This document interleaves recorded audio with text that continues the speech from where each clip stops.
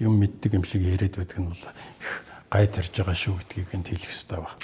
Ослогын хууль нэртэй байгаа боловч тэр хууль байхгүй байгаатай ер нь бол их адилхан шүү гэсэн нэг ийм санааг бол хэлье. Улсын төсвийн алдагдaltaй байж болно. Нэг шийдэл нь бол дампуурл гэж яриад. Монгол банкны хатар хараад бус байх чанараа ер нь маш эрчимтэй алдаж байна. Татвар хинээс авах юм бэ гэхээр одоо баячуудаас авах хэрэгтэй шүү дээ. Одоо манай нийгэмд бол баячууд бол ер нь замбраага алдлаа гэж байна. Төр гэдэг чинь юу юм бэ гэхээр цүнх баригчдыг хамгаалдаг цэрэг зэвсэгтэй цагдаатай даатгалын газар гэж. Төсөвт орсон асуудлаар зарим нэгэн санаа бодлоо хуваалцъя гэж бодсон юм. Тэгэхээр төсөв гэж ер нь юу байдаг лээ, ямар үүрэг функцтэй вэ? Төсвийг хэрхэн унших талаар бол нэлээд хэдэн жилийн өмнө бас тодорхой маш хялбаршуулсан тийм ярилцлагыг би өгөөд YouTube дээр тавигдчихсан байгаа. Тэгээ линк нь энд байгаа, та нар линкийг хараад бас тэрийг нэг аваад үзчихэд бол ер нь илүүдэхгүй байхаа гэж бодож байна. За мөн түүчлэн би сая өөрийнхөө нөгөө сая амар жаргал цэг.org сайтн дээр төсвийн философи ер нь энэ төсөвд орсон асуудал, за тэгээд төсвийн парадигма ер нь эргэж харах хэрэгтэй байна. Төсвийн ер нь үндсэн философи нь эдийн засгийн эрхчлөө байх нь чухал юм шүү гэсэн ийм санааг бас бичсэн. Тэгээд энийг бол бас линкийн энэ доор өгөгдөж байгаа, та нар бас хараарай. Тэгээд дээр ярьсан санаануудаа бас баяжуулаад зарим зүйлийг тодруулж ярья гэж бодсон юм. За энэ удаа бол төсвийн алдагдал өрийн тухай ярил л да. Тэгэхээр та нар бүгдээрээ мэдж байгаа, саяхан эмч нар, багш нар цалин нэмэх шаардлага тавьж ажил хайсан. За тэдний шаардлага бол зөв зүйтэй гэж би өвдөө боддог. Гэтэл засгийн газар маань, сайд дарга нар маань бол мөнгө байхгүй гэж тайлбар тавьж байгаа. Тэгээ энэ бас тодорхой хэмжээгээр үнэн. Тэгээд одоо яах ёстой бэ гэсэн асуудал бол өөрөө ирэхгүй гарч ирдэг. Зүгээр би хувьдаа юу гэж боддог вэ гэхээр бол одоо хүн хамгийн чухал гэж ярьдаг, хүний эрүүл мэнд чухал гэж ярьдаг, хүний боловсрол чухал гэж ярьдаг, энэ тэргуун ээлжийн зорилтууд гэж ярьдаг. Тэгээ үнэхээр л тэргуун ээлжийн зорилтууд юм бол тэрнийх нь мөнгө нь, санхүүжилт нь бол байх л ёстой. Энд ч одоо хүнээс илүү мега төсөл байхгүй гэл одоо том дарга нар мэдгдлээ гэдэг байгаа шүү дээ. Үнэхээр л тийм л юм бол тэр мөнгө нь байх ёстой гэж би хувьдаа боддог. Хэрвээ мөнгө байхгүй, энэнд одоо мөнгө тавьж чадахгүй гэж байгаа бол энэ тэргуун зэргийн зорилт биш юм байна. Зүгээр л популизм хийж одоо сүржгэнсэн ийм л одоо мэдгдэл байна гэж уншигдж байгаамаа. Монгол улсын төсөв бол алдагдaltaй яваад бол их олон жил болж байгаа. Тэрийгээ даваад Монгол улс бол өртөө болоод байгаа. Тэгэхээр Монгол улсын энэ төсвийн алдагдлын динамик, Монгол улсын өр дотор нь бол гадаад дотоод гээд хоёр хуваачиж байгаа. Дээрээс нь бас засгийн газрын өр өнтер гээд хувийн бизнесийн өр өнтер гээд хуваачиж байгаа. Энэ тоонуудыг бол та нарын графикаас бол харж болох байх. Гэхдээ энд бол нэг өртөө байна гэдэг одоо төсөв алдагдaltaй байна гэдэг бол гайхаа сандраал одоо өмнөдөх шаардлага бол байхгүй л дээ. Монголын эдийн засаг маань шинэ тогтолцоонд шилжиж байгаа. Эдийн засаг дотор бид нар бүтцийн өөрчлөлт хийх гэдэг ингээд нэлээд оролдож байгаа. Тэгээ ийм нөхцөлд бол төсвийн алдагдaltaй санхүүжилтийн механизм гэж байдаг. Түүнийг бол бид нар бүрэн дүүрэн одоо ашиглаж чаддаг байх хэрэгтэй юм. Тэрийг ашиглаж мэддэг байх хэрэгтэй юм. Төсөв заавал баланслагдсан байна гэж яриад байна гэдэг бол яг Монголын эдийн засгийн нэг динамик ийм хурдан түргэн өөрчлөгдөж маш их олон асуудлыг даруй шийдэх шаардлагатай байгаа. Энэ үед бол өөрсдийнх нь гар хөлийг тушаад байх одоо хэрэгсэл болчиход байгаа. Тэгэхээр бол заавал баланслагдсан байх гэж өөрийнхөө гар хөлийг тушаад байх бол шаардлагагүй. Хамгийн гол асуудал нь бол тэр зээл тавьсан ч гэсэн одоо үүсгэсэн ч гэсэн тэрийг үйлчлэх хэмжээний экспортын орлоготой бид нар байж чадж гин үгүй юу гэдэг л асуудал байж байгаа шүү дээ. Тэгэхээр хэрвээ бид нар одоо олигтойхон шиг бүтээгдэхүүнээ гадагш нь гаргаад экспортод гаргаад энэчнээсээ орлого олж байгаа бол тэр орлогоороо эргүүлээд бид нар тэр одоо тавьсан өр зээлээ бол барагдуулаад явах бүрэн болцоотой. Тэгээ ер нь зүгээр энэ дээр нэг зүйлийг давхар ингээд хэлэхэд бол манай энэ шийдвэр гаргаж байгаа хүмүүс маань нэг дэндүү одоо болох байна гэж хэлэхэд хаашаа нэг тийм макро эдийн засаг гэдэг юм уу, микро эдийн засгийн нэг хэдэн сурах хүчгээр байдаг хэдэн постулатуудыг механикаар ойлгоод тэгээд тэрийгэ төрийн шийдвэр гаргах, улс орныг удирдах одоо хэрэгслийнхаа хэмжээнд одоо ингэж ярьж бас нэг юм мэддэг юм шиг яриад байдаг нь бол их гай тарж байгаа шүү гэдгийг нь хэлэх хэрэгтэй байна. Төсвийн алдагдaltaй байлаа гэхэд бол тэрийг залах тухай асуудал бол хамгийн гол асуудал. Харамсалтай манайх зарим жилүүдэд бол ер нь мөнгийг бол баруун солгоогүй тараасан. За тэгээд тэрнээсээ болоод эдийн засгаа бол одоо хүнд байдалд бол оруулж ирсэн. Тийм учраас бол олон улсын санхүүгийн байгууллагууд, олон улсын валютын сан, Дэлхийн банк гэх нэг бусад байгууллагууд чинь хурж ирээд та нар ингэж одоо баруун цалгаагүй хамаагүй зараад ээж болохгүй. Энийгээ бас нэг жоохон зэгцтэй замбраатай байлгахгүй бол энэ улс орны эдийн засаг эцэн шүү дээ гэдэг. Тэгээ явсаар гоод нэг хэдэн хязгаарлалтуудыг тогтоодог болох тухай одоо шаардлага маягийн юм тавьсан. Тэрийг манайхан хүлээж аваад хуульчилсан байгаа. Өөрөөр хэлэх юм бол prudential ratio гэж ярьдаг. Тодорхой хэмжээний одоо хувь хэмжээг ингээд хязгааруудыг тогтоогож өгчихсөн байх. Жишээтэй тухайлбал одоо төсвийн алдагдал бол дотоодын нийт бүтээгдэхүүний тэдэн хувиас хэтэрч болохгүй ч гэдэг юм уу. Эсвэл одоо өөр одоо тэдэн хувиас хэтэрч болохгүй ч гэдэг юм уу. Гэх мэтчлэн ингээд нэг тодорхой хязгаарлалтууд тавьдаг гэсэн. Тэгээ тэрийг хуульчилчихсан байгаа. Тэгээ хууль нэгэнт хууль эмчин дээрээ биелүүлэл явж байгаа бол одоо гайхамшигтай байна. Харамсалтай нь манай эдийн засгт бол тийм юм бол бас байхгүй болчихсон. Ягаад гэвэл улс төрийн шалтгаан тэгээд тодорхой одоо шалтгаанаар тэр хуулиа бол хүссэн үедээ ер нь байнга шахуу өөрчилдөг болж байна. Тэгэхээр одоо юу гэж хэлж болох вэ гэхээр үнэндээ бол ослогооны хууль нэртэй байгаа боловч тэр хууль байхгүй байгаатай ер нь бол их адилхан шүү гэсэн нэг юм санааг бол хэлье. За дараа нь энэ улсын төсвийн алдагдал өрийн тухай ярихдаа нэг зайлшгүй хүндэх асуудал бол угаасаа энэ өрийн философиг бол бид нар бол маш зөв ойлгож шийдвэр гаргахтаа ашиглах хэрэгтэй. Би зөвхөн ганцхан жишээ хэлье. Одоо өрх гэр дээр аваад үзэхэд бол чиний өрхийн орлого, зарлага хоёр бол одоо аль болохоор орлого нь бол зарлагаасаа даваад ингээд явж байгаа. Тэгээд зарлагын даваад эхлэхдээ бид нар бол одоо сандраад өөрийнхөө зардлаа хэмнээд ч юм уу орлогоо нэмэгдүүлэх арга замуудыг хайгаад ингээд явдаг шүү дээ. Өөрөөр хэлэх юм бол яг тэр нэг орлогодоо нийцсэн одоо зардал гаргаад ингээд нэг тэнцвэржүүлээд одоо манай монголоор бол хүнжлийн хоёроор хөлөөж ийгээд ингээд амьдэрдэг. Тэгээ энэ бол та бид нар эцэг их одоо өрхийн тэргүүнч гэдэг юм уу юу гэдэг өрхийн хэмжээнд бол яг нэг юм сэтгэлгээгээр бол ингээд нэг эрүүл сар улаанаар юм тандаад явцдаг. Гэхдээ бид нар чинь эргэн хүнийхээ хувьд ч юм уу асуудал тандаад ирдэг. Эргэн болоод ирэхдээ эсвэл сонгогч болоод ирэхдээ ердөө хэн илүү их амлаж гин тэрийг дагаж намирсаар угаа тэгээ эцсийн дүндээ бол одоо яах вэ гэдэг нэг юм хүнд байдалд бол ороод байгаа юм л да. Тэгэхээр энэ улсын төсвийн алдагдал гэдэг юм чинь энэ өөр гэдэг чинь гүн утгаараа бол хойшлуулсан татвар гэж ойлгож байгаа цөмөр. Өөрөөр хэлэх юм бол бид нар чинь улс чинь бас нэг төсөв гэдэг юм чинь орлого зарлах гэсэн нэг хоёр юмтай байгаа шүү дээ. Тэгэхээр орлого хуримтлуулж олохын тулд бол үндсэн гол хэрэгсэл нь бол татвар л байдаг шүү дээ. Тэгэхээр өнөөдөр бид нар илүү их зарцуулаад байна гэдэг чинь бол ирээдүгээсээ бид нар одоо зээлж амьдраад байна гэсэн үг. Ирээдүйд байгаа хүмүүс чинь тэрий чинь хизээ нэгэн цагт бас л төлөх ёстой байхгүй юу. Тэгэхээр тэд нар чинь нөгөө татвараал нэмэх асуудал гараад ирж байгаа. Тэгэхээр ирээдүйд одоо хураах татвар юм аа. Энэ өнөөдрийн өр гэдэг байгаа юм чинь. Өнөөдрийн улсын төсвийн алдагдал гэдэг байгаа юм чинь. Энэ чинь гүн утгаараа хойшлуулчихсан татвар юм шүү. Бид нар ирээдүйд ач 30 нартаа одоо дараагийнхаа үедээ энэ татварыг л одоо ногдуулах татварын хэмжээг бол нэмээд байна гэсэн үгүй. Энэ утгаар нь бид нар аваад үзэх юм бол энэ улсын төсвийн алдагдал энэ улсын хэмжээний өр гэдэг чинь бол үе хоорондын харилцааны асуудал гараад ирчихэж байгаа. Манай өмнөх үе гэж байсан.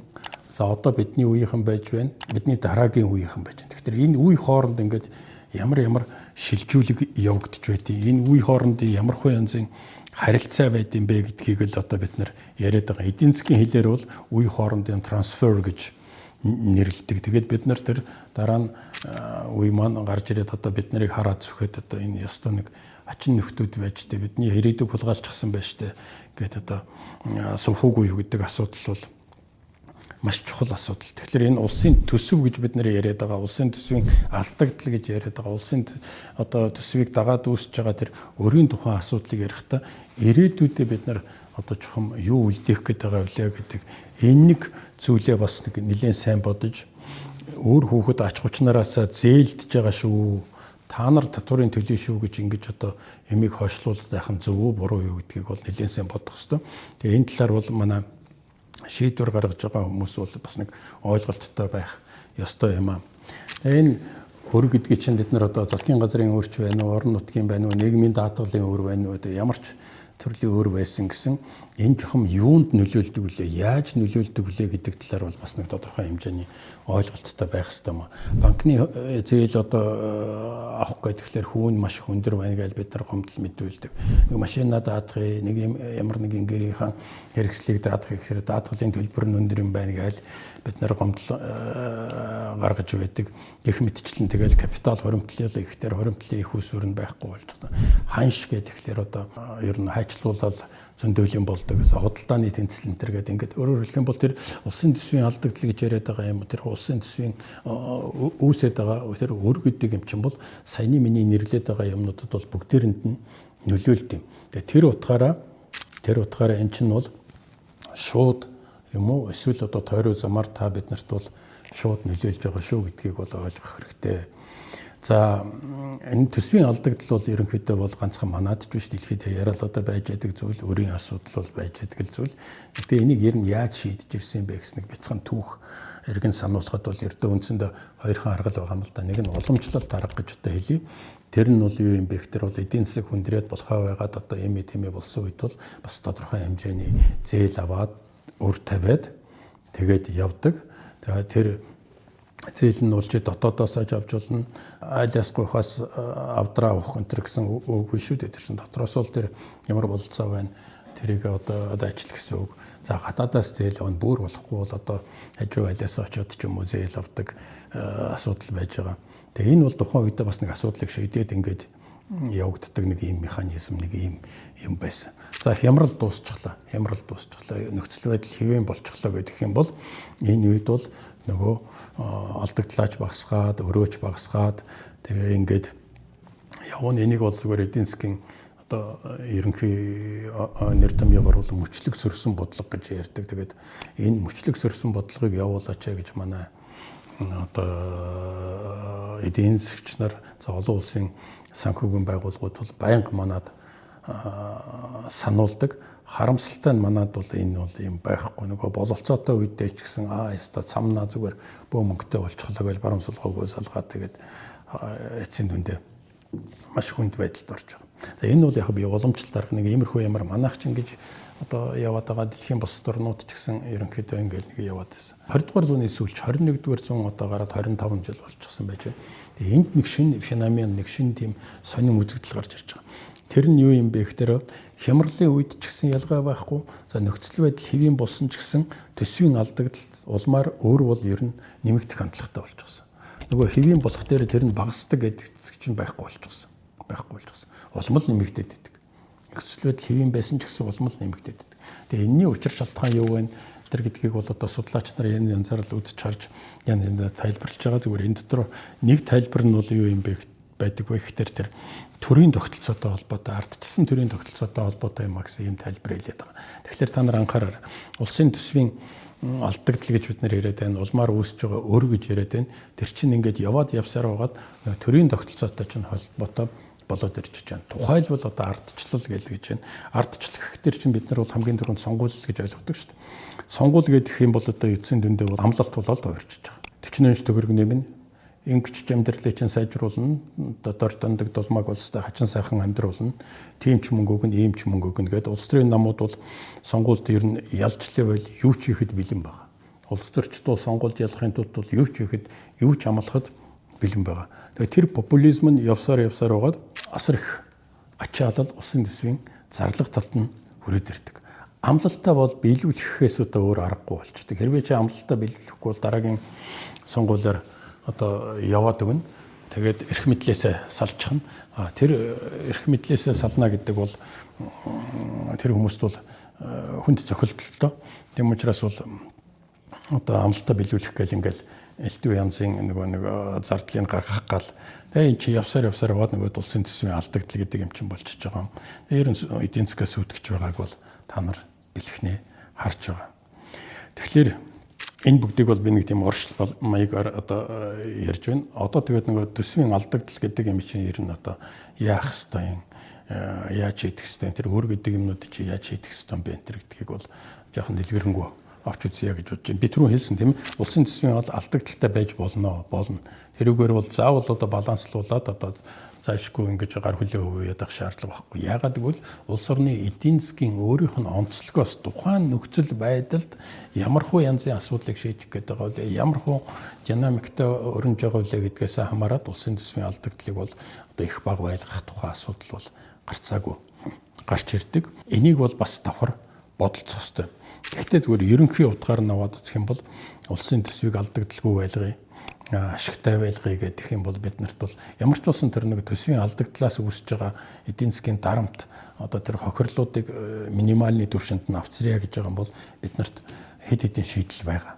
Зүгээр онлын хувьд хэд хэдэн шийдэл гэж одоо хэлж болох юм. Нэгдүгürt нь бол эдийн засгийн өсөлт. Эдийн засгийн өсөлт ингээд өндөр байхад бол улсын төсвийн алдагдал гэж бол үнэхээр хайгаад ах юм байхгүй. Эсвэл одоо өөрөө үүсч чана одоо тэрийг төлж чадахгүй тэгээд одоо өөрөө үйлчлэх гээд бөөн төлбөр өөрөнд дуннаа энэ төр гэсэн санаа зовх юм байхгүй. Та нар бол бүгдээрээ мэдж байгаа манай орн чинь нэг хэсэг 10% гарчихсан 10 нэмэх хувь давж байсан шүү дээ эдийн засгийн өсөлт маань. 17% эднэр хүрээл байжсэн. Дараа жил нь 11%-тай энэ төр явж байсан. Тэгэхэд бол алдагдал өрийн асуудал бол эрдээ хин ч ярьж байгаагүй, тоодогч байгаагүй. Тэгээд гайхамшигтай сайхан байсан. Бараг ийш нь ингээд нулим хотолтын ч нулимсан газар болгон л мод ургаад байсан. Тийм гайхамшигтай сайхан үнийг 2-3 жилиг бол бид нар бас үзсэн.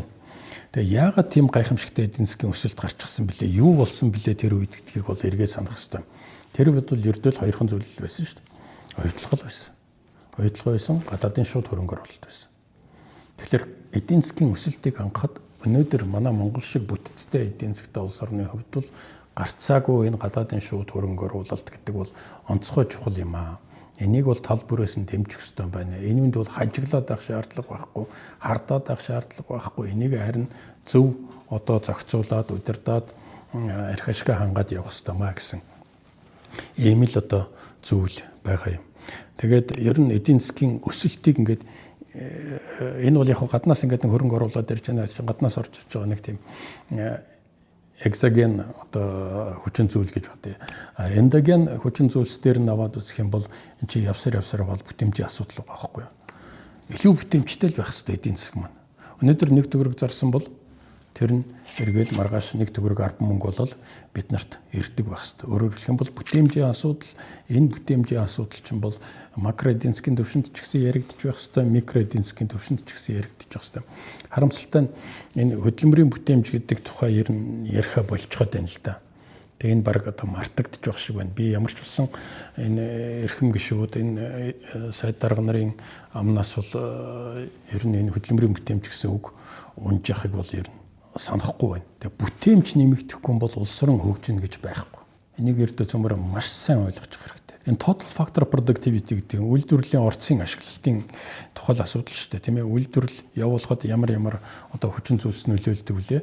Тэдний одоо бүтээмж нь ямар хөө янзтай байх вүлээ гэсэн нэг юм ойлголт байдаг. Тэгэхээр энэ фактор чинь бол тасралтгүй өсөж байх хэрэгтэй. Дараа нь эн чинь юу болж хувирдаг вэ гэхээр тэр production possibility frontier гэж байгаа үйлдвэрлэлийн боломжийн мөрөө гэж одоо манай эдийн засгийн ухаанд бол орчуулад байгаа. Энэ мөрөө маань бол тэлж байх хэрэгтэй байхгүй юу? Тэлж байх хэрэгтэй. Тэгэхдээ тэр нөгөө орцуулж байгаа зүйл маань хэр зэрэг илүү өгөөчтэй, үр дүнтэй байна вэ гэдгийг л одоо бүтээмжтэй байна вэ гэдгийг харуулдаг ийм одоо зүйлээ. Тэгэхээр тэр улсын төсвийн алдагдлын асуудал, өрийн асуудлыг шийдъя гэдэг байгаа бол энээс айхгүй одоо санаа амар сууя гэж байгаа бол эдийн засгийн өсөлтөө л хангах хэрэгтэй. Эдийн засгийн өсөлтөө хангахын тулд бол бид нарт бол технологи хэрэгтэй болж байна. Нөгөө бүтээмжийг чинь сайжруулдаг, дээшлүүлдэг технологи гэдэг ихлээр чинь заавал машин механизм гэж ойлгож болохгүй. Удирдлагын технологи бас байж болно шүү дээ. Шийдвэр гаргадаг технологиуд байж болно. Тэгэхээр энэ бүх юмнуудыг бол бид нар эзэмших ёстой маа. Технологи одоо жишээ нь машин механизм тоног төхөөрөмж гэдэг чинь технологи оруулж ирье. Технологиг одоо ингээд сайжруулъя гэх юм бол энэ чинь хөрөнгө оруулалтын асуудал болчихж байгаа. Хэрвээ бид нарт өөрт нь мөнгө байгаа бол одоо тэрүүгээрээ сайхан худалдаж аваад орчин үеийн гайхамшигтай сайхан технологиудыг оруулж ирээд ингээд хөгжиж явчих болж байна. Хэрвээ чамд мөнгө байхгүй бол гаднаас л оруулж ирэх хэрэгтэй шүү дээ. Мэддэг чаддаг тэр know how гэж яриад байгаа юм энэ бол бид нар авцараа тэрийг дагсан тоног төхөөрөмж тэр элдв янзын юмнуудыг авцараад ингээд одоо бид нар эдийн засгаа өсгөж явах хэрэгтэй. Тэгэхээр хөрөнгө оруулалт гэдэг юм чинь бол эцсийн дүндээ юу болж хувирдаг вэ гэхээр хуримтлал болоод хувирчиж байгаа. Хуримтлал үүсгэж байж, хуримтлал бий болгож байж, тэр хуримтлуулсан юмараа бид нар технологи хөрөнгө оруулалт хийнэ гэдэг чинь бид нар одоо орчин үеийн тэр төхөөрөмж технологи элдв янзын юмнуудыг бол авцрах тухай асуудал байгаамаа. Тэгээ манай эдийн засгийн хувьд ингээд аваад үзэхдээ Монголын эдийн засгийг ингээд суу татаад босгоод ирэх технологи гэж бол үндсэндээ бол байхгүй шүү дээ. Тэгээ байх чинь нөхцөл алхах үннийг хэлэхэд бол яг гэвэл манад бол суур шинжлэх ухаан гэж олигтой хөгжөөгөө шинжлэх ухааны санхүүжилт маань одоо хэдэн хувь байгаа билээ яриалдаг энэ ихтэй сургуулиуд дээр одоо судалгаа шинжилгээний ажлуудыг санхүүжүүлдэг юмнууд нь юу яа вэ? Аж ахуй нэгж байгууллагууд бизнесийнхэн бүр тэр нөгөө морь бүх одоо элдв янзын юмдаа бол асар их хэмжээний шагнал урамшуулдаг мөртлөө нэг судалгаа хийж байгаа багшд бол нэг судалгааныхаа зардлыг гаргаад өгч чадахгүй. Тэгэхээр тэр соёл, тэр механизм, тэр тогтолцоо бүрдээгүй байхад бол бид нар нэг гайхамшигтай шинэ технологитой болно гэж бол өнөөдөр бол горьтоход бол хэцүү байгаа. Зүгээр дээр бид нарт бол болцоо байна. Одоо жишээ нь юу гэдэг юм манай Монголд чинь биотехнологийн тухай нэлээд ярьж байсан. Тэр нэг булчирхай байдаг шүү дээ нөгөө тэрийг чинь одоо ашиглаад нэг гайхамшигтай сайхан нундаг гаргаж аваа. Тэгээд тэр нь бол дэлхий дээр бол ер нь гайхамшигтай бүтээгдэхүүн болол ер нь Монголыг баяжуулах юм байна гэсэн. Гэх мэтчлэн ингээд ерөнхийдөө боломжууд байсан нэг үйл байгаа. Бас зарим нэгэн хөрхэн амтд судлаачд бас нэг юм хийгээл оролдол байгаа юм. Тэгэхдээ өнөөдөр бол ер нь бид нар бол товчхондоо ярих юм бол энэ технологи хөгжөөд эдийн засгийг суугасгаад алдагдал өрийн асуудлыг шийдэж явах магадлал бол 20 жилдээ бол бага юм шиг байна. Дараагийн нэг эдийн засгийн өсөлттэй холбоотой нэг асуудал бол юу юм бэ гэхээр бол энэ эрүүл мэнд хэмэл оюун ухаан, цахим эдийн засаг гэх мэтчлэн одоо юмнуудыг бол ярьж байгаа. Тэгээ энэ бол одоо гайхамшигтай зүйл энэ төр гэсэн яриа бол өрнж байдаг. Гэхдээ манайхан дахиад нэг зүйлийг бодох хэрэгтэй. Тухайлбал бид нар одоо мал аж ахуйгаа бол одоо газар тариалангаа гэдэг юм уу юу гэдэг нь аж үйлдвэрч гэдэг юм уу эрчим хүчний үйлдвэрлэл за эсвэл тэр уул уурхайгаа бол эдийн засаг гэж ойлгоод байгаа. Эдийн засгийн салбар гэж ойлгоод байгаа. Тухайлбал боловсруулалтыг бид нар эдийн засгийн салбар гэж ердөө ойлгодог. Эрүүл мэндийг эдийн засгийн салбар гэж ойлгодог. Гэтэл манайхан ч өөрсдөө хятад руу яваад эмчилүүлж байна. Одоо их Солонгос руу очиод эмчилүүлж байна. Нөгөө Таиланд руу очиод эмчилүүлж байна. Тэнд чинь тэр эрүүл мэндийн салбар гэдэг чинь бол бүхэл бүтэн эдийн засгийн маш хүчрхэг одоо салбар болчихсон байх жишээтэй. Тэгэхээр Монголын төр энэ эдийн засгийн бүтцийг өөрчлөнө, бодлогоо одоо шинжилнэ, шинэ парадигм шилжнэ энэ гэдэг бол хамгийн наадах нь эдийн засгийн салбар гэж одоо юу хэлэх вэ гэдгээ ядаж нэг шинээр ойлгох шаардлагатай байгаамаа. Зөвхөн энэ дэр би бол одоо шинэ технологи гарч ирэл хамаг асуудал шийдэгдэж чана гэж ингэж туулшраад бас хэрэггүй гэж бодож байна. Ягаад гэвэл хийсэн маш их хэмжээний судалгаанууд байдаг. Тэр судалгаагаар бол юу гарч ирсэн бэ гэхээр шинэ технологи нэвтрээд тэгээ эдийн засгийн өсөлт бол бас тийм огцом гараад ирдэггүй юм байна гэсэн тийм одоо яг баримтжуулсан судалгаанууд бол их байдаг. Тухайлбал одоо 1980-ад оны үед бол интернет гарч ирж байгаа. За одоо ердөө ингээл бүх юм өөрчлөгдлөө. Одоо энэ интернет гэдэг чинь улс орны эдийн засгийг ер нь гайхамшигтай босгоод ирд юм байна гэсэн. Энэ маань бол яг эдийн засгийн өсөлтөнд бол нэг тэгж хүчтэй нөлөөлөд бүр суудсан тийм өөрчлөлтийг бол одоо сансан хэмжээнд хүрсэн тийм өөрчлөлтийг бол хараахан авцраагүй. За өнөөдөр хэмэл оюун ухаан гэж шүүгж байна. Тэгвэл энэ хэмэл оюун ухаанаар бүх асуудал шийдэгдэж байгаа юм шиг байж байна. Энэ үнэхээр чухал, энэ бол гайхамшигтай зүйл. Гэхдээ энэ бол бидний хүсэн хүлээгээд байгаа нэг улсын төсвийн алдагдал, өөрийн асуудал энэ бүх юмнууд ингээд шийдэж хэмжээний тийм эдийн засгийг сууд татаад босгоод ирсэн одоо өсөлтийг авцарна гэдэг бол бас эргэлзээтэй байгаа шүү. Тэгээд цаана юу үлдэж байгаа юм бэ гэхээр бол манайд одоо яг бодтой өнөөдөр аваад хэрэгжилж болохоор салбар бол уул уурхайлаг байхгүй юу? Оюутлогой байж байна, таванталгой байж байна. Одоо та нар бүгдээрээ мэдж байгаа газрын ховор элемент гэдэг дэлхий дээр одоо ердөө хамгийн том асуудал болж байгаа шүү дээ. Хамгийн халуун сэдв Америкийн нэгдсэн улсын ерөнхийлөгч чинь энэ дээр бол одоо ердөө өдөр шөнөгүй ярьж байна. Хятад бол энэ газрын ховор элементээр одоо ямар байр суурьтай байгуул энэ таблиц дээр та нар харагдаж байгаа хэдэн жилийн өмнө хэдэн хувийг эзэлж байсан. Одоо хэдэн хувийг эзэлж байна. Нийтдээ бол 90 бян дураг бол нэг 400,000 тонн газрын ховор элементийг олборлож байгаагийн 270 нь бол одоо хятад улс гэсэн тоо байдаг санагдаад байна. Манайх бол тэн дотор бол тэр одоо дэлхийг тодорхойлж байгаа орнуудын дотор бол ороогүй байгаа. Гэхдээ манайд бол газрын ховор элемент бол байгаа. Энэ дээр бол маш их ирээдүй байгаа гэж бид нар үздэг хэдий боловч үнэн хэрэг дээр эдийн засгийн бус шалтгаанаар энэ уул уурхайгаа хөгжүүлж чадахгүй байна. Энэ газрын ховор элементаа бол бид нар ашиглаж чадахгүй байна. Манай эх орончдын л хаалтан дотор авч байгаа шүү. Тэр эх орончд гэдгээ бол энэ эх орончдын ачаар бид нар энэ газрын ховор элемент гэдэг энийг бол өнөөдөр ашиглаж чадахгүй байж шүү. Тэр халзан бүрэгдээ энэ төр гэл юм байж байна. Асар их болцоо алдаад байгаа байхгүй. Уул нь бол яг бодтой өнөөдөр ингээд аваад эдийн засгийн өсөлтийг тэр нөгөө 10 хэдэн % хүргэжсэн тэр суг өсөлтийг чинь өргөд явах юм чинь бол энэ газрын ховор элемент ер нь уул уурхайн салбар. Тэгээ энэ дээрээ бид нар нөгөө популизм гэдэг юмд автагдаад төрн төмөр нүрээ гаргаж чадахгүй явсаар угаад ингээд ийм хамаг юм унтраад байх шиг байна. Гэхдээ ямар ч болсон зүгээр тэр эдийн засгийн өсөлт өөрөөр хэлэх юм бол тэр улсын төсвийн алдагдлын асуудлыг шийдэх, өрийн асуудлыг шийдэх нэг гол хүчин зүйл нь бол гарцаагүй эдийн засгийн өсөлт байна. Манайд бол яг 21 хэдэн жилдээ бол уул уурхайгаас өөр гарамгай эдийн засгийн өсөлтийг авчрах салбар алга байна гэдгийг бол хүлээн зөвшөөрөх хэрэгтэй юм шиг байна. Би өөртөө юу гэж боддог вэ гэхээр бол уул уурхай бол эцсийн зорилго биш. Энэ бол завсрын манай улсад асар их хэрэгтэй байгаа тэр анхан шатны хуримтлалыг бий болгох хэрэгсэл гэж боддог. Тэгээд тэр анхан шатны хуримтлал гэдэг юм чинь бий болоод ирэхтэрээ тэрүүн дээр тулгуурлаад бид нар жинхэнэ газар шороогоо ухах биш Монгол хүнийхээ оюун ухаанаар тархийг ухаж амьдрах стратегийн зорилт маань бол биелэх юм аа.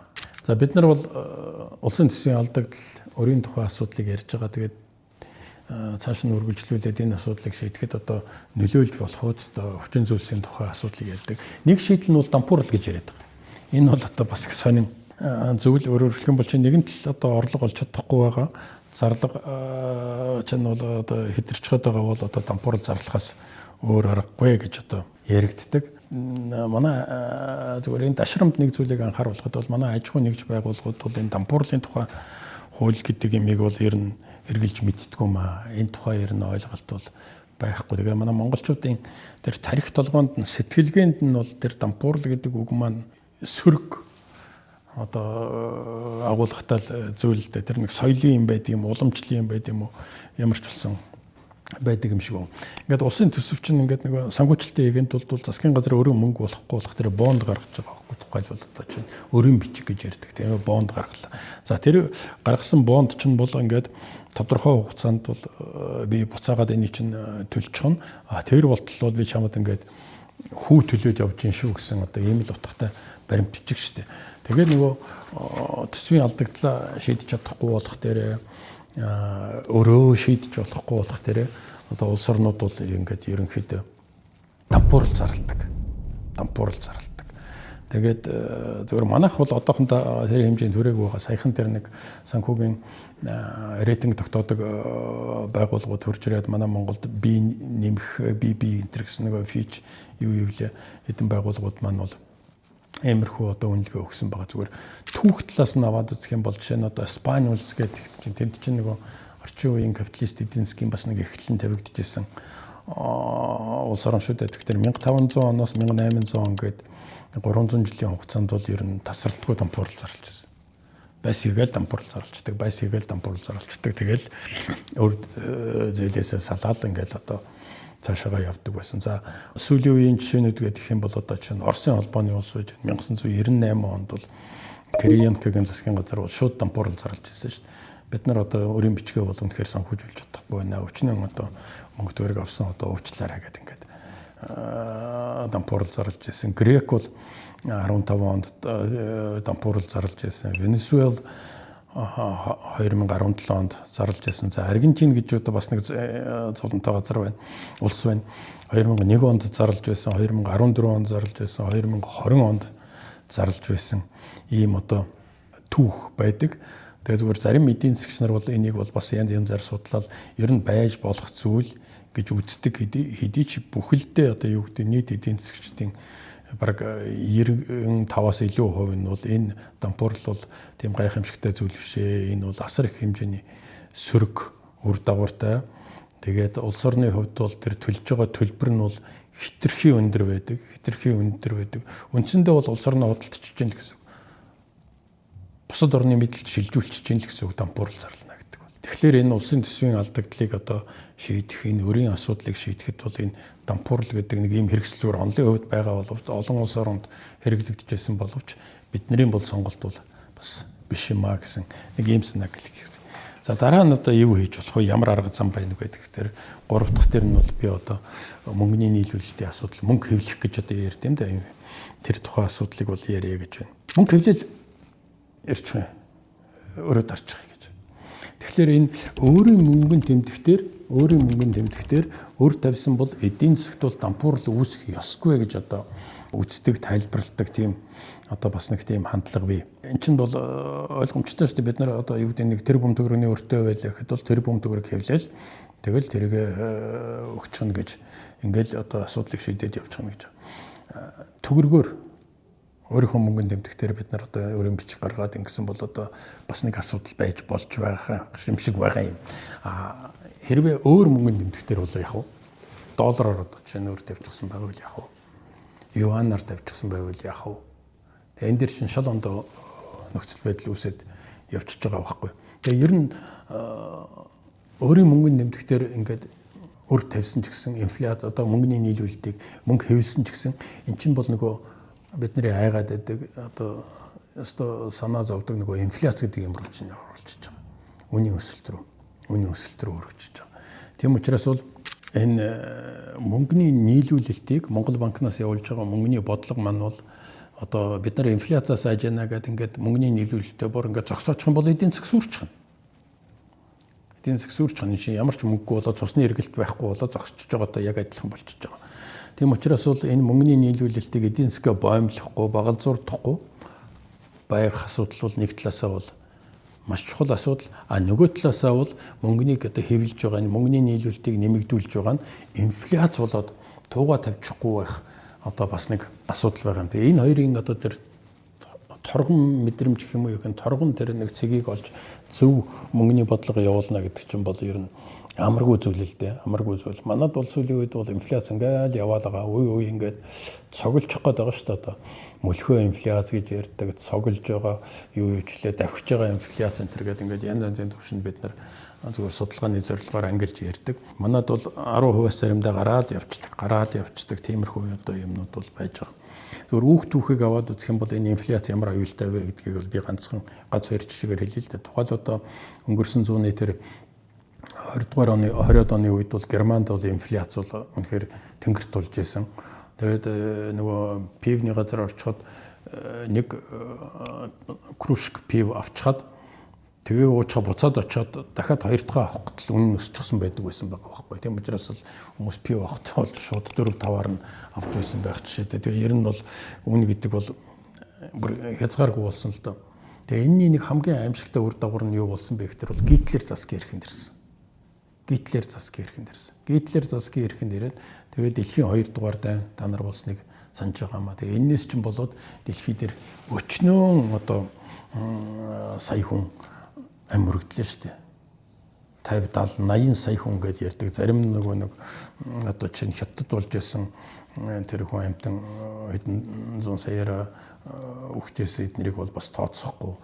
Зарим нь тооцоод оруулах тэр энэ тоо бол ер нь замбрааг бол та нар боддоо 70 сая хүн гэдэг чинь бол аимшигтай зүйл байхгүй. Тэгэхээр тэр инфляц гэдэг юм чинь инфляц гэдэг чинь улсын төсвийн алдагдлыг нөхөх гээд тэр өөрөө нөхөх гээд тэгээд тэр нь инфляцаар ингээд шийдэх гэсэн оролдлого бол ямар аюултай юмд хүргэдэм бэ гэдгийг бол харж байгаа баг. Зимбабве улс гэдэг одоо бид нар зөвхөн зах цухаас нь сонсч л байсан баг. Гэхдээ яг эдний одоо түүх гэдэг юм бол одоо гайхамшигтай байгаа шүү дээ. Та нар энэ юун дээр харж байгаа баг. Тэр хоёр мөнгөнд тэмдэгт тийм ээ. Хамгийн том мөнгөнд тэмдэгт нь 50 Зимбабве доллар байсан баггүй юу? Хамгийн том мөнгөнд. Одоо манай Монголын хамгийн том мөнгөнд тэмдэгт чинь 20 мянгатын дэвсгэрд байгаа шүү дээ. Тэнд бол 50 доллар байсан. 3 жилийн дараа гэхэд тэр мөнгөнд дэвсгэрт нь 100 триллион Зимбабве доллар болсон байх жишээтэй. 3 жилийн дотор мөнгөнд тэмдэгт. Тэгээд 100 тэр мөнгөнд тэмдэгтээр нь 100 триллион Зимбабве доллар гэд бичсэн байсан ч гэсэн тэрийг баг одоо тоодог хүн байхгүй сүүлдээ баг жорлонгийн цаас болж одоо ингэж хувирсан байх жишээтэй. За тэгээд Туркийн жишээ байж байна. Одоо энэ Эрдоганы засагийн үед бол инфляц бол 75% төрж исэн. 75% хүрчээсэн. Тэгээ тэрэн дээр дотроо бол нийгэмд ямар их одоо уршиг тарьж ирснийг бол та нар мэдж байгаа. Тийм учраас Монгол улсад бол одоо 1990 онд тэр шинэ тогтолцоороо шилжээ. Тэгээ үнийн өсөлт бол ерөнхийдөө бол одоо чинь 1996 он гэхэд чинь баг үнийн өсөлт 400%, 500% хүрчээсэн шүү дээ. 400-500% хүрчээсэн.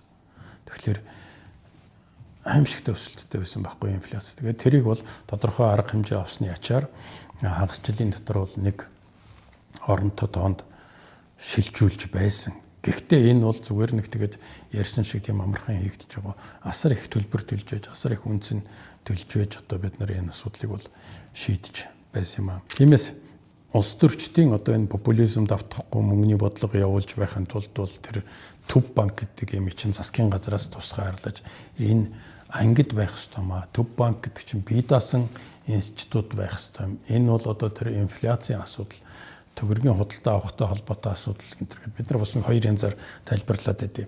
Тэгээ энийг одоо гол үүргээл одоо барьж явах ёстой энэ гэсэн ийм маягаар ингээд шийдэж хуульчилж одоо энийг хэрэгжүүлэх гэж явж байгаа. Зүгээр сүүлийн үед нэг сэтгэл зовоож байгаа асуудал бол юу юм бэ гэхээр бол Монгол банкны тэр хараат бус байдал, бие даасан байдал нь бол албан ёсны статустай боловч яг хэрэг дээрээ бол энэ чанараа тэр хараат бус байх чанараа ер нь маш эрчимтэй алдаж байна.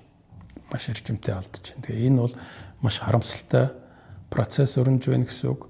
Тэгээд хам их төгшүүртэй процесс. Энэ ер нь юунд ч хүргэж болно шүү. Тийм учраас тэр Монгол банкны бие даасан байдлыг ангах, Монгол банкны одоо менежмент нь улс төрөөс бүр маш хол байх хэвээр, маш хол байх хэвээр. Технократууд яг цэвэр мөнгөний бодлогоо одоо бодлогын хэмжээнд барьж чадах. Тэр хэмжээний зангарахтай бодлоготой хүмүүс байх хэвээр асуудлыг бол бид нар онцгой анхаарах хэвээр. Энэ дээр бол одоо улс төрийн намууд, ашиг сонирхлын группүүд ч гэсэн ер нь бол эцэг эцэстээ бид нар буруу хүн тавьчих юм бол өөрсдөө хорлон шүү гэдгээ бол одоо ойлгох цаг болсон л доо. За дараагийн нэг шийдэл нь бол юу юм бэ гэхээр бол за орлого олж чадахгүй. Тэгвэл одоо яах вэ гэхээр зарлагаа тань яа гэж байгаа. Зарлагаа багасгахыг гэж байгаа. Тэгэхээр улсын төсвийн зарлагыг одоо танах хэмнэх төрийн албыг сонгогдох тухай одоо асуудал бол энэ ч яригдаад байдаг.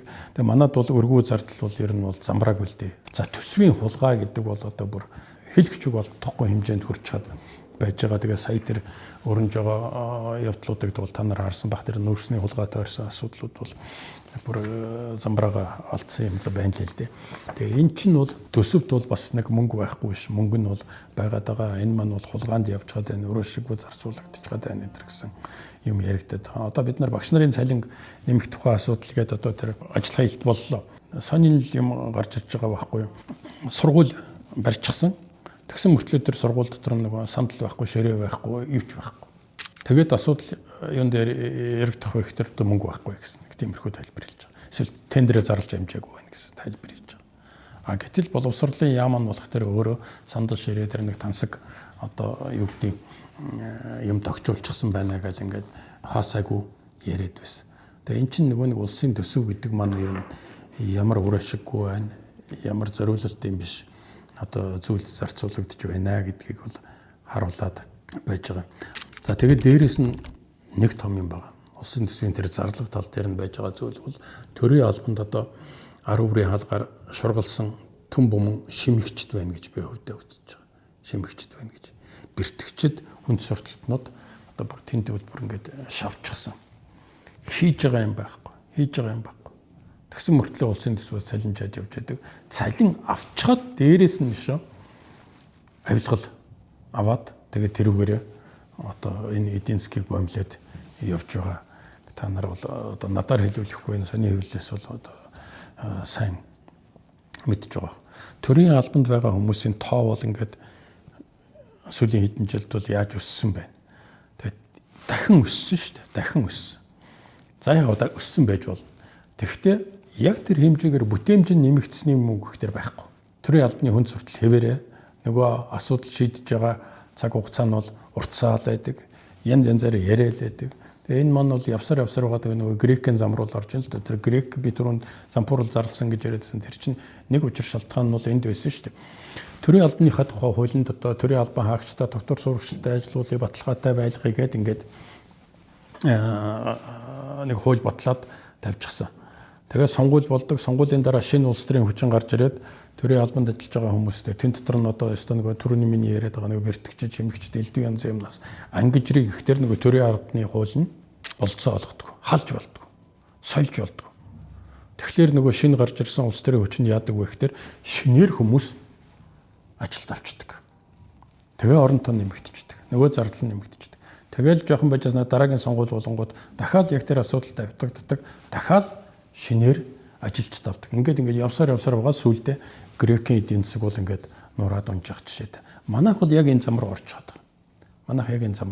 Одоо хэрвээ та нар санаж байгаа бол 2 жилийн өмнө жилийн өмнө нөгөө төрийн албан хаагчдын үр ашгийг нэмэгдүүлнэ, цомгтгол хийн, 9 хувиар цомгтгох нь энэ төр гэж яриадсэн. Өнөөдөр цомгтгосон хүн ганц ч байхгүй байна. Тэгэл яаж хийж байгаа л нөгөө Паркинсоны хуулиар энэ тэнд очиод ингээл асуудал нь чимээгүй болчдөг. Одоо байх жишээ те. Тэгээд зүгээр энэ дээр бол одоо нэг олигтойхон шиг нэг үнэхээр тэр нэг шийдэмгийн нэг зоригтой арга хэмжээ авъя энэ төр гэж яриад байдаг нөхдүүд бол иймэрхүү юм дээр л авах хэрэгтэй байхгүй юу? Иймэрхүү юм дээр л одоо арга хэмжээ авч тэр төрийн албаны цомгтголыг хийж төрийн албанд ажиллаж байгаа хүмүүсүүдийн бүтээмжийг нэмэгдүүлэх талаар бол онцгой анхаарах хэрэгтэй. Сүүлдээ бүр тийм анекдот шиг юмнууд гараад ирсэн байна л шүү дээ. Төр гэдэг чинь юу юм бэ гэхээр цүнх баригчдыг хамгаалдаг цэрэг зэвсэгтэй цагдаатай даатгалын газар гэж. Цүнх баригч тэр нэг элдв янзын бэртгчдийг одоо хамгаалдаг даатгалын газар юм байна л да. Тэгээд дээрээс нь бас цагдаатай, цэрэгтэй, шүүхтэй нөгөө нэг элдв янзын юмнуудтай ийм юм болчихсон байх шүү гэж яригдаад байгаа.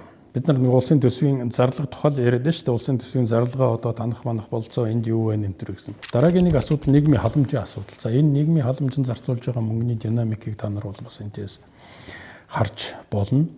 Гэхдээ энэ дээр бол бас дахиад бид нар юмд ингээд наанта цаанта учир начрыг мэдж хандах хэрэгтэй. Энд нэг том асуудал өөрөө ирэхгүй гарч ирдэг. Би урд нь ч гэсэн бас нэг энэ талаар хүн ам зүйн асуудал гэдэг тусад нэг лекц уншиж байсан. Тэрийг бас линкийг өгж байгаа. Тэрийг та нар эргээд харж байна. Монгол улсын хүн ам зүйн бүтцийг одоо авч үзэх хэрэгтэй юм. Тэгээд тэрний динамикийг авч үзэх хэрэгтэй юм. Ажиллах хүч гэдэг маань ямар хуу янзтай байгаа вэ? Ажиллах хүчний оролцооны түвшин гэдэг маань бол ямар хуу янзтай байгаа вэ гэдэг ингээд янз янзын асуудлууд байж байгаа. За ямар ч гэсэн эдийн засгч нар бол юу гэж ярьдаг вэ гэхээр бол төсвөө хэмнээ, төсвөө одоо таны цомгтгоё гэж ярьж байгаа боловч энэ бол логикийн хувьд бол эрүүл сурвалж ухаанаар бодсон ч гэсэн зөв байгаа боловч улс төрчин шийдвэр гаргахдаа энэ дээр бол дуурч чадахгүй. Тодорхойлолтоор дуурч чадахгүй. Яг гэвэл сонгуул ойртчих юм бол тэгэл ярих юм нь мөнгө тараана. Төрийн албан хаагчдын цалингийн нэмэн тэднийг сонгуульд ажиллана. Тэгээд сонгуульд ялна. Тэгэхээр нөгөө сонгуульд ялалт авцардаг нөгөө төрийн албан хаагчдаа цомгтгон элдв янз юм яриад эхлэх юм бол тэгээд одоо ер нь шанс байхгүй болчихж байгаа юм л да. Тэгэхээр энэ зарлага тал дээр улсын төсвийн зарлага тал дээр бол түмэн асуудлууд байгаа. Энэ дээр ингээд зоригтой алхам хийхгүй бол ингээд нэг дүүргэс гисэн байдлаар яваад ах юм бол бид нар тэр улсын төсвийн алдагдлын асуудлаа шийдэж чадахгүй, тэрнээс уламжлагдаад ирж байгаа үүсдэг тэр өөрийн асуудлаа ч гэсэн шийдэж чадахгүй гэж. За тэгээд нэг өөр одоо ямар арга зам байгаа тэр өөрийн асуудлыг чинь шийдэх тэр улсын төсвийн алдагдлыг чинь шийдэх ямар арга зам байгаа юм бэ гэхээр нэг одоо сүүлдүүлж байгаа гайхамшигтай арга болоо. Гайхамшигтай гэдэг нь би халдан дотор ярьж шүү дээ, тийм. Энэ бол татвар нэмэх тухай асуудал байж байгаа. За улс төрийн хувьд бол татвар нэмнэ гэдэг бол ер нь өөрийгөө дүүдлж байгаатай яг адилхан. Энийг би зүгээр хэлж байгаа. Одоо хэдэн хувиар нэмэх вэ? Төсвийн алдагдлыг хаах хэмжээнд татвар нэмье гэж байгаа. Өнөөдөр одоо бид нар багш нарын цалинг энэ ондоо багтааж 26 хувиар нэмье. Эх оны 1 сарын 1-ээс 50 хувиар нэмье. Ингээд нийтдээ 76 хувиар нэмэгдүүлье гэсэн шийдвэр бол гаргаж байгаа шиг байна. Тэгээ эн чинь бол эцсийн дүндээ бол 1.1 их 80 төгрөг. Тэгээ энэ мөнгийг ханаас олох вэ гэж. За нөгөө зарлага дээр нь байж байгаа элдв янзын юмнуудаас хасъя гэдэг байгаа. Би түрүү ярьлаа. Ягаад хасч чадахгүй вэ гэж. Зоригтой арга хэмжээ авах тийм хоншортой хүмүүс бол энэ дотор бол их л ховор байгаа. Тэгээ өөрөө ханаас яаж энэ одоо мөнгийг олох юм. Тэгээ эн чинь нэг сони юм баг шүү. Би зүгээр л бас нэг жоохон гадралдаг учраас л ярьж байна. Одоо чинь ерөнхий боловсролын сургууль дээр багш бол үндсэн цалин авчгаад тэн дээр нөгөө нэг илүү цаг дэвтэр зассан мас энэ гэдэг нэг юмнууд тооцогдоод явдаг байхгүй. Тэр бүгд нь болох тэр үндсэн цалингаас нь тооцогдоод явж байна. Тэгэхээр 1.5 сая төгрөгийн цалингаас тэр бүгдийг тооцох 3.5 сая төгрөгөөс тооцно гэхтэр чинь ямар дүн гарч ирэх вэ? Ямар дүн гарч ирэх вэ? Тэрийг ер нь бодож байгаа мөнгө юм гэсэн асуудал.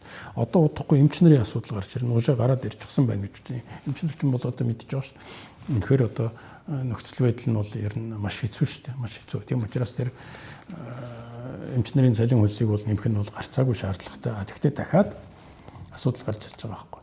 Хаанаас энэ мөнгийг олох юм бэ гэж. Хаанаас их мөнгийг олох юм бэ гэж. Тэгээ яагаад ийм тогтолцоороо орчих вэ?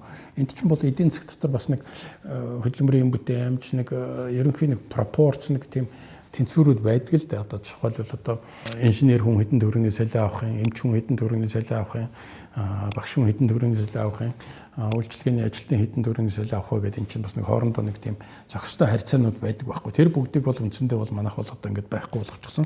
Тэгээ энэ бол нэг тийм гинжин урвал руу яваад өгчлөө. Тэгээ энэ юугаар дуусахыг бол одоо үнэхээр хэлэхэд бол маш хэцүү байна. Зүгээр яг одоо энэ их бүдүүн баримжаагаар аваад үзэх юм бол улсын татварыг бол одоо төрөл бүрийн татварыг бол нэг 10%-аас доошгүй нэмэх шаардлага гарч ирж байгаа. Урд нь бол одоо энэний өмнөх засгийн газрын үед парламентын үед бол татвар нэмэхгүй гэж ярьж исэн боловч үүний хэрэг дээр далдуур бол тэр хураамж, шимтгэл, элдв янзын юм тэргээд татварыг бол зөндөө нэмсэн. Хэдэн төрлийн татварч нэмсэн байл маш их тоо явж байсан. Энэ удаа ч гэсэн хэрвээ одоо ингээл улсын төсвийн энэ орлого зарлага дээр бид нар олигтой шиг реформ хийж чадахгүй бол татвар нэмэх тухай асуудал бол гарцаагүй ярина. Хэрвээ өнөөдөр бид нар татвараа нэмэгдүүлж чадахгүй бол би түрүү ярьсан тийм ээ ирээдүйн үеэсээ зээлээд за яг тэд нар төлнө гэж. Манай нэг сөрхий улс төрчд хэлсэн шүү дээ. Та нар юунд нь санаа зовоод байгаа энэ өр зээл энэ төр гэл эний чинь дараагийн үеийнхэнд төлчих нь энэ төр гэж нэг мэдээлэл хийсэн тийм нөхөрч одоо бас байгаа. Та нар энийг бол ямар ч тусан санаж байгаа байхаа гэж бодож байна. Хинээс татвар авах уу? Хаанаас татвар авах уу гэдэг бас асуудал гарч иж байгаа. Зүгээр татвар нэмье гэх юм бол. Тэгээ ер нь бол зүгээр улсын төсвийн орлогын хэдэн хувийг юу бүрдүүлж байна гэсэн энэ динамикийг ингээд харж үзээд судлаад байх юм бол тэн дотор нэг сони юм харагдтыг. Тэр улс орон хэрэг зэрэг хүчрхэг улс орон бэ гэж. Төр засаг нь хэрэг зэрэг нэр хүндтэй юм бэ гэж. Ард иргэд нь хэдийн хэмжээний одоо боловсролтой юм, ёс зүйтэй юм, одоо хариуцлагатай, нийгмийн хариуцлагатай юм. Ард иргэд нь иргэнийхээ үргийг хэрхэн яаж гүйцэтгэдэг юм бэ гэдгийг бол улсын төсвийн тэр орлогын одоо элементүүд яаж бүрдэж байна, хэн хэдэн хувийг эзэлж байна гэдгээс нь юу хэдэн хувийг эзэлж байна гэдгийг ингээд анализ хийгээд байх юм бол маш тодорхой харагддаг. Сул засаг бол яадаг вэ гэхээр бол мөнгөө цуглуулж чаддаггүй. Тэгэхээр мөнгөө цуглуулах хамгийн амархан арга бол гайлал байдаг хэрэг. Эрх хүчний хэлээр гарч байгаа, орж байгаа юмн дээр нь очиж суучхаад ингээд нэг татвар аваад яждаг. Бусад юмн дээр нь болох дээр татвар авч чадахгүй. Аж ахуйн нэгжийн орлогын татвар гэхээр нөгөө аж ахуйн нэгж байгууллагууд нь 2-3 баланстай ашиггүй ажиллаж чинь гэдэг ингээд очдог. Хүн амын орлогын татвар гэхээр бас ялгаа байхгүй нөгөө хүн амын орлогын одоо бас хараахан цуглуулж чаддаг. Тэгээ энэ бүгдийг чинь реформ хийж явсаар байгаад өнөөдөр бид нар бас нэг эрүүл саруулч гэсэн гэж хэлэхгүй ч гэсэн бас нэг тийм татварын тогтолцоотой болчихсон байж байгаа шүү дээ. Тэгээд та нар зүгээр хуваараа сонирхоод үзэнээс галийн татвар, хүн амын орлогын татвар, аж ахуйн нэгжийн орлогын татвар, матурын энэ динамикийг бас нэг харчгаараа. За зүгээр хүмүүс бол юу гэж ярив татвар хинээс авах юм бэ гэхээр одоо баячуудаас авах хэрэгтэй шүү дээ. Одоо манай нийгэмд бол баячууд бол ер нь замбраага алдлаа гэж байна. Тэгээд баячуудаас татвар авна гэдэг чинь бол өөрөө хэдэн зуун жил одоо бүрэлддэг процесс. Ганц хоногийн дотор хийждэг зүйл биш. Хөрөнгөтэй хүмүүсээс татвар авна гэдэг чинь бол тийм амархан зүйл биш шүү дээ. Хөрөнгөтэй хүмүүс чинь өөрөө тэр нөгөө нэг татвар хинээс авах уу яах вэ гэдгийг шийдэж байгаа хүмүүс. Татвараас хэрхэн яаж зайлсах вэ гэдгийг бол одоо зайлах аргыг бол өстой бүр гайхамшигтай эзэмссэн хүмүүс байдаг. Одоо чинь хүн амын орлогын татварыг нэг том баян нөхрөөс авъя гэдэг юм бол нөгөөдөг чинь би салиа авдаггүй шүү дээ гэж хэлэхдээ тэгэл болно шүү дээ. Хүн амын орлогын татвар байхгүй. Тэгээд чи яаж энэ зардлаа гаргадаг гэхээр бол энэ манай компани урсгал зардал дотор явд юм а гэдэг ч юм уу ингээд одоо ингээд амыг хаачиж явах жишээтэй. Тэгээ ямар ч улсан татвар ингээд авъя гэхээр бас яг тийм санснаар одоо ингээд авчдаг асуудал биш ээ. Нөгөө талаас бас нэг асуудал байгаа. За яг татвар цуглууллаа гэж бодъё. Татвар цуглууллаа гэж бодъё. Хүн татвар төлж байгаа, шударгаар татвараа төлж байгаа хүн чинь асууж байгаа шүү дээ. Гэхдээ миний төлсөн татвар юунд зарцуулагдаад байгаа юм бэ? Өөр ашигтай юмд зарцуулагдаж байна уу? Эсвэл одоо өөр юмд зарцуулагдаж байна уу? Би татвар төлсөн чинь тэрүүгээр нь очиод нөгөө сайд нь 600 аваад унцдаг, 700 аваад унцдаг. Би татвар төлсөн чинь сайд нь өөрөө тасалгаагаа зохицуулаад өгчдөг. Би татвар төлсөн чинь нөгөө дарга нь хэдэн найз хүүхнүүдэд дагуулад одоо далаад очиод амарчдаг. Тэгэхээр би ер нь юу болоо гэж эднэрт татвараа төлж явах ёстой юм бэ гэсэн асуудал бол яригдаад байгаа. Манай худалдаа аж үйлдвэрийн танхимын зарим нэгэн нөхдүүд бол асуудлыг бол нэлийн хурц нэг хэсэг тавьсан шүү дээ. Ер нь татвараа төлөхгүй шүү нөхдүүд минь. Та нарын татвараар төлж байгаа мөнгийг одоо үнэхээр л нийгмийн төлөө өөр ашигтай юм зарцуулахгүй бол хулгайч нарыг бид нэр ямар мөнгөний бэлдэж өгөх үүрэгтэй биш ээ гэд ингээд хэлжсэн. Тэгэхээр энэ татвар нэмнэ гэдэг бол маш одоо улс төрийн хувьд бараг бүтэмжгүй шахуу асуудал. Яг процессын хувьд бол хэрэгжүүлэх тэр маш төвөгтэй асуудал бол энэ дэр дахиад нөгөө нэг сэтгэлийн тэнхээ, эрд зориг үнэхээр одоо нэг нийгмээ бодсон тэр юмнууд чанар шийдвэр гаргаж байгаа хүмүүст бол их чухал байгаамаа. За ингээд үндсэндээ энэ одоо нөгөө улсын төсвийн алдагдлаас үүдэж байгаа тэр өөрийн асуудлыг шийдэх үндсэн арга замууд гэх юм бол сая би одоо үндсэндээ бүгдийн л ингээд та нарт ярьж хэлж өглөө. Эдийн засгийн өсөлтийг хангах асуудал бол хамгийн чухал юм байна. Дампуурал зарлах нэг вариант байд юм байна. Гэхдээ тэр нь бол бүтэхгүй юм байна. За мөнгө хэвлэх вариант байд юм байна. Тэр ч одоо бас аюултай юм байна. Зарлага таны гэхээр одоо ингээд түмэн асуудал гарч ирээд тэрлэг одоо тийм одоо зарлага танах чадваргүй болтлоо засаг дөрөнд сулдчихсан юм байж байна. Тэгээд татвар нэмий ихтэй одоо ямар хөө янзын үр дагавартай байж болох вэ? Одоо нийгмийн даатгалын татвар гэж бид нар яриад байж байна. Энд чинь бол аж ахуйн нэгж байгууллагын хувьд бол асар их хэмжээний дарамт болж байгаа л гэж яриад байгаа шүү дээ. Гэтэл Монгол улсын хүн амын бүтцэн нь ямар байгаа вэ? Гэл ингээл аваад үзэх юм бол бас сонин асуудлууд орж байна. Тэгээд энд хөндөгдөг үнийг сэдв бол татвар шудраг байх тухай асуудал гарч ирээд байгаа. Шудраг байх тухай асуудал гарч ирж байгаа. Яг одоо төлдөг бай гэж бодъё л да бүгдээрээ одоо төлдөг бай гэж үтэй.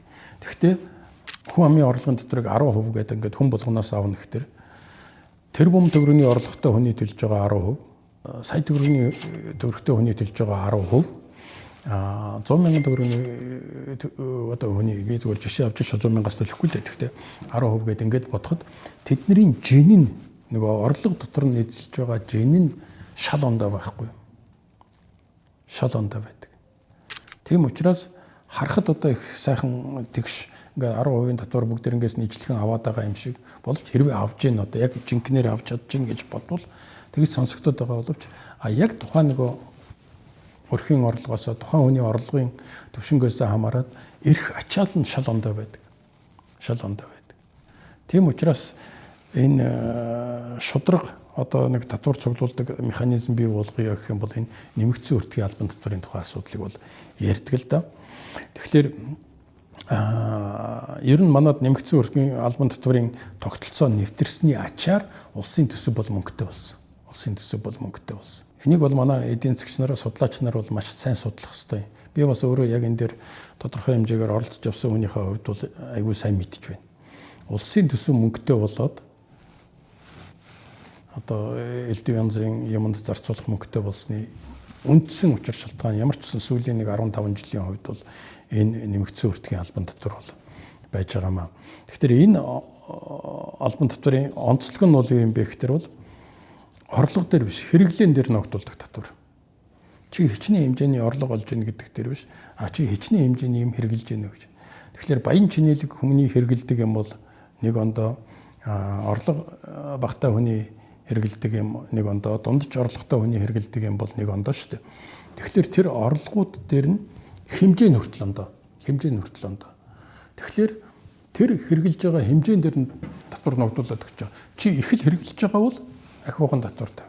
Чи хэмнэлттэй одоо яг гайгүй байгаа бол төлөх татвар ч бас харьцангуй бага байна гэсэн механизм байгаа. Тэгээ энийг бол одоо дэлхийд даяараа бодож байгаа л одоо олсон татварууд дотроос хамгийн гайгүй төрөл нь Энэ юм байна. Энэ нэмэгдсэн өртгийн албан татвар гэдэг чинь бол энэ эдийн засгийг гажуудуулдаггүй. Эдийн засгийг одоо ингээд нэг сүйтгээд тавьчихдаггүй нэг ийм тогтолцоо юм байна л гэсэн ийм л одоо шийдлийг бол аваад явчихж байгаа. Тэгэхдээ дахиад асуудал бий. За яг энэ зөв тогтолцоо байж. Яг хэрэгжүүлэх тухай асуудал гараад ирэхдээ одоо юу гэдэг нөөц чинь бол буцаан олголт нь бол нөөц өндөр байна, буцаан олголт нь 2% байна гэж одоо баг байна, энийг 5% болгоё гэж зарим нэгэн хүмүүс бас популизм хийгээл ингээл яриад байж байна. Тэгэхээр энэ асуудал нь юундаа байдаг вэ гэхээр бол тэр нөөц гэдэг имийг хэрхэн яаж тооцож хураах гэдэг. Нөөтийг хэрхэн бодох юм? Яаж хурааж авах юм бэ гэдэг асуудал байгаа байхгүй юу?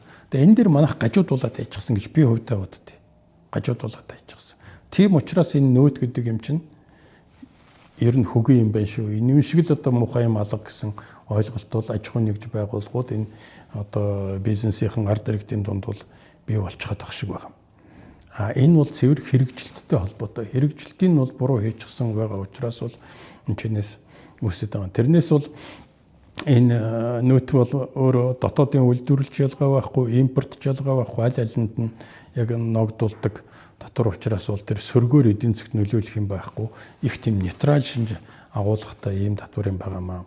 Тэгээ энийг бол бид нар шүүг үнзгэрүүлэн судалж манай судлаачид эрдэмтэд бол энийг бол бас нэг яг жинхэнэ өөрөөр функц нь бол маш тодорхой болгож ярих ёстой байхаа гэж бодож байна. За ингээд би ерөнхийдөө энэ улсын төсөвтэй холбоотой, төсвийн алдагдaltaй холбоотой, төсвийн алдагдлыг дагаад үүсдэг тэр өөртөө холбоотой асуудлуудыг бол ерөнхийдөө ямар шийдлүүд байдаг вэ гэдгийг бол та нарт мэдээлэх үүднээс нэг тийм хэлбэршүүлсэн вариантаар өглөө. Тэгээ та нар өөрсдөө бол энийг бол гинзгийрүүлээд ингээд судална. Зүгээр эдийн засгчдын нэг сонирхолтой юм байдаг л да. Анекдот шахуу. Тэгээ тэр нь бол юм бэ гэхээр бол тодорхой зүйл одоо тохиолдно гэдэг ингээд хүлээлт үүсээд тэгээд хүлээгээд ахтар тэр нь маш их уддаг гэж.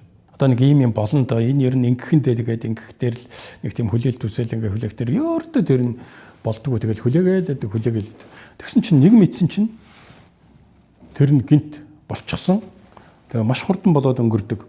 Тэгээ тэр хооронд нь юу ч хийж амждаггүй байхгүй. Тэгээд одоо маш гүнзгий хямралд эдийн засгээс хөрвүүлчихсэн суудаг нэг хэмэнгуйн зохиолд гардаг штэ. Чи ягаад дампуурчихсан бэ гэсэн чинь үгүй мэдхгүй болон зүгээр л байсан гэсэн чинь гинт ингээл дампуурчихлаа гэдэгтэй адилхан байхгүй. Өөрөөр хэлэх юм бол бид нар өнөөдөр ингээд харахад бол үгүй зүгээр л байгаа юм шиг болоод байгаа юм шиг одоо за яг нэг энэ тэнд нэг юм байгаа бах. Гэхдээ одоо ерөнхийдөө гайгүй байна гэж бодоод байгаа юм шиг. Гэхдээ гинт нэг юм болоход бол тэгэл бид нар ямар ч бэлтгэлгүй байна.